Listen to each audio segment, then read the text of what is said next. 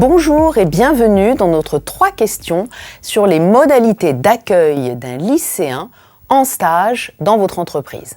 Alors vous le savez sans doute, depuis l'été dernier, les élèves qui sont en classe de seconde générale et technologique doivent effectuer un stage en milieu professionnel de 2 semaines au mois de juin.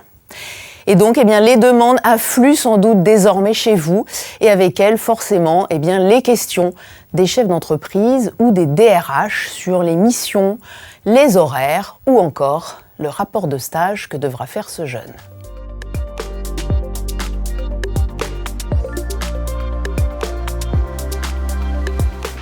Alors, une fois prise la décision d'accepter un lycéen en stage, c'est effectivement la question essentielle qu'il faut se poser.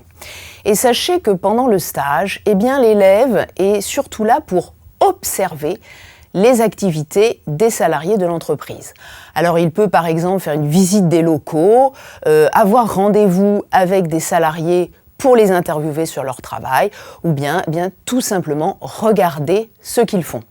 Donc en théorie, vous l'avez compris, l'élève ne doit pas travailler au sens propre. Mais en pratique, il peut tout de même participer à certaines activités de l'entreprise, à des essais ou à des démonstrations. Alors là, qu'est-ce qu'il peut faire ? Il peut par exemple faire des tâches pratiques qui vont avoir été expliquées en amont par un collaborateur et qui seront ensuite effectuées sous sa surveillance. Il peut aussi assister ou participer à des réunions d'équipe ou faire des sorties extérieures avec les salariés. Mais dans ce cas, il faudra surtout prendre soin de décrire ces activités dans la convention de stage que vous signez avec l'établissement et avec l'élève.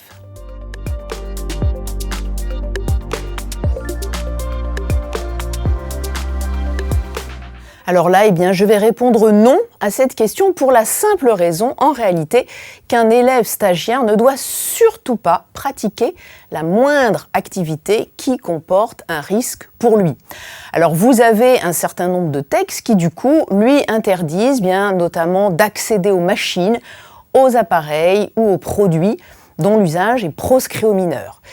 Il a aussi interdiction de procéder à des manœuvres ou à des manipulations sur d'autres machines, produits ou appareils de production et il ne doit pas aussi effectuer les travaux légers qui sont pourtant autorisés aux mineurs par le Code du travail. Voilà, donc vous l'aurez retenu, aucune activité à risque.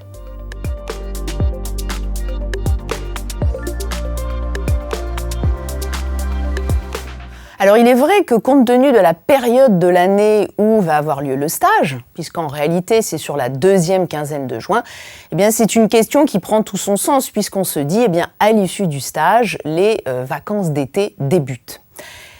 Si l'on se réfère au forum de questions-réponses du ministère de l'Éducation nationale, on a une réponse alors qui est sans ambiguïté ou presque, je dirais, puisque on nous indique que la rédaction d'un rapport de restitution est, je cite, optionnel. Bon, donc qu'est-ce que ça veut dire ? Ça veut surtout dire que la situation pourra varier finalement en fonction des établissements.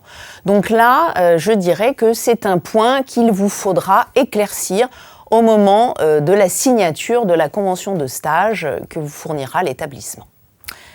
Voilà, notre 3 questions sûres s'arrêtent ici, mais sachez que si vous voulez plus d'informations sur la question de l'accueil d'un lycéen comme stagiaire, vous pouvez vous reporter à la revue d'actualité RF Social de décembre 2024, puisque celle-ci contient un article sur un thème qui est un petit peu plus large, étant donné qu'il aborde la question à la fois du stage des lycéens, qui est tout récent, mais aussi celui de 5 jours, qui est cette fois effectué par les collégiens en classe de 3e généralement. Et je vous dis à bientôt.